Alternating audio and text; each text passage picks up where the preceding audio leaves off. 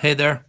Thanks for tuning into my channel here and as we're going through Job. I titling this Washing of the Word because when Jesus washes his disciples' feet, it's not because they're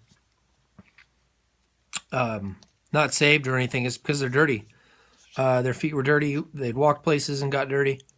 And just like that, even more so in our society, Jesus came at the perfect time.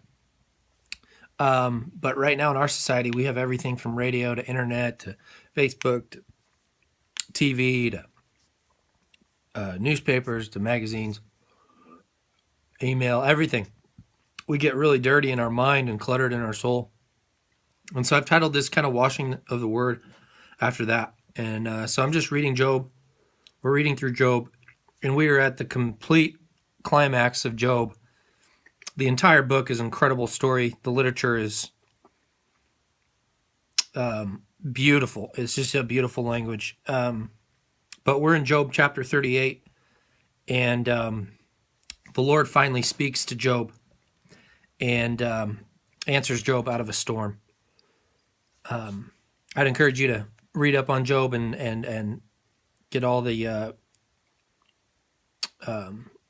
details of the story of Job's life. But finally, here at chapter 38, we hit the climax when the Lord finally reveals himself and speaks to Job. And once again, the beauty of this is God uses creation to speak to Job. He's speaking to Job out of a storm. And I find that just really interesting and really beautiful. Chapter 38, Then the Lord answered Job out of the storm. He said, Who is this that darkens my counsel with words without knowledge? Brace yourself like a man. I will question you, and you shall answer me. In other words, God is preparing. I mean, think about this. God is let alone speaking to Job, which is awful and terrifying in and of itself. But his words here are, brace yourself like a man, basically what he's telling Job. And how much more so would he say that to us? We're not suffering like Job suffered. And yet Job handled it pretty well. Obviously not the way God would have wanted, but I'm sure Job handled his suffering a lot better than we do. So if we want to compare ourselves to something, let's compare ourselves to the Word of God and the story of Job. So anyway, God is telling Job to brace himself like a man. He's about ready to lay it down. Verse 4, he says, Where were you when I laid the earth's foundation? Game over. Enough said. God is questioning Job here, and none of us could answer that question. Tell me if you understand. Verse 5, Who marked off its dimensions? Surely you know.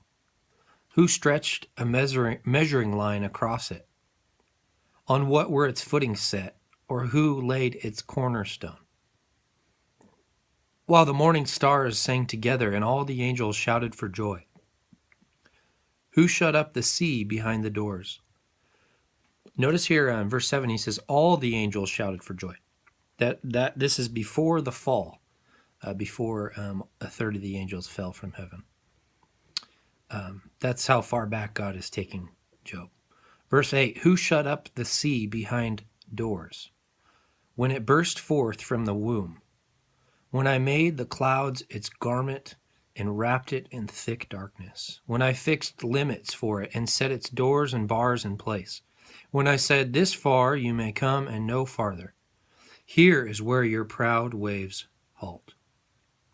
Have you ever given orders to the morning, or shown the dawn its place, that it might take the earth by the edges and shake the wicked out of it? The earth takes shape like clay under a seal. Its features stand out like those of a garment. The wicked are denied their light, and their upraised arm is broken. Have you journeyed to the springs of the sea, or walked to the recesses of the deep? Have the gates of death been shown to you? Have you seen the gates of the shadow of death? Have you comprehended the vast expanses of the earth? Tell me if you know all this. What is the way to the abode of light? And where does darkness reside? Can you take them to their places? This is really interesting. This is deep, profound wisdom here coming in Job. But verse 20 says, can you take them to their places? I won't say that God is... that verse implies, let's say that verse implies that there are places for light and places for darkness.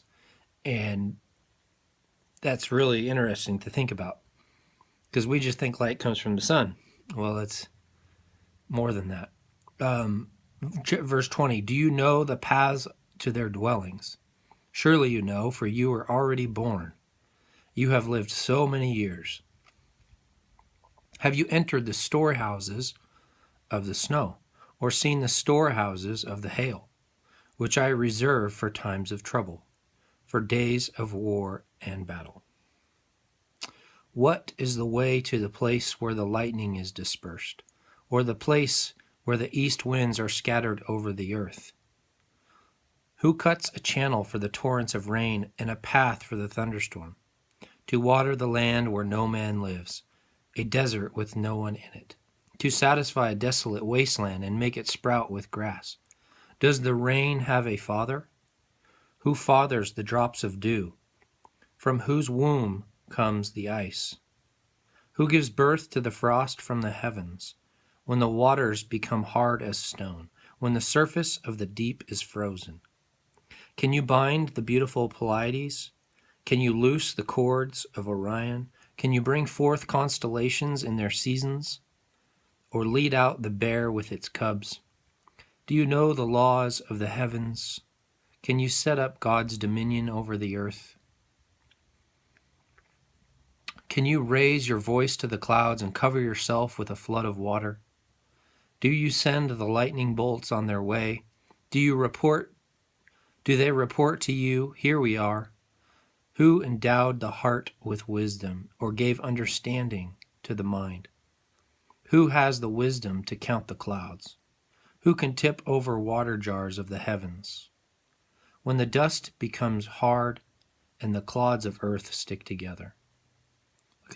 These are all just incredible questions. And they're all pointing to God's creation and revealing to Job. They kind of silencing Job and humbling Job here. Verse 39, do you hunt the prey for the lioness, or satisfy the hunger of the lions, when they crouch in their dens or lie in wait in a thicket? Who provides food for the raven when its young cry out to God and wander about for lack of food? What an incredible bird's eye view of the way God sees things, and huge insights into kind of what went on when God created the heavens and the earth, all the way down to caring about the drops of dew and caring about the lions that are crying out that don't have food, and then the powerfulness of the waves, and he calls them prideful waves, and just the power of hail and the uses of hail and what hail is for, and it's just incredible. And so it's a real bird's eye view, and it's just like Elihu, the fourth person in chapter 36 and 37 that was speaking to Job.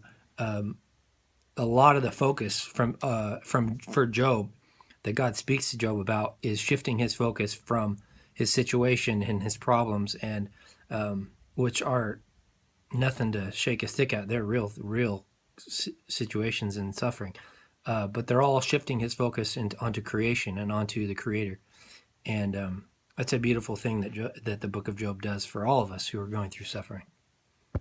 Thanks for listening.